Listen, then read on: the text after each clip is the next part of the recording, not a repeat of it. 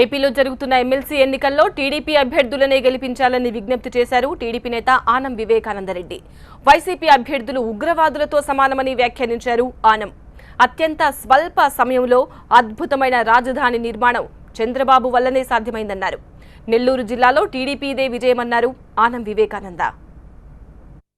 స్థానిక సంస్థల ఎన్నికల్లో ఈ ఉగ్రవాదాన్ని పోలినటువంటి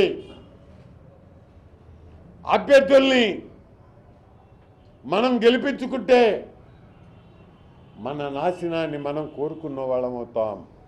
ధైర్యంగా చెప్తున్నా, గ్రాడ్యుయేట్ ఎలక్షన్లో మా తెలుగుదేశం అభ్యర్థి వేమిరెడ్డి పట్టాభిరామిరెడ్డి గెలుపు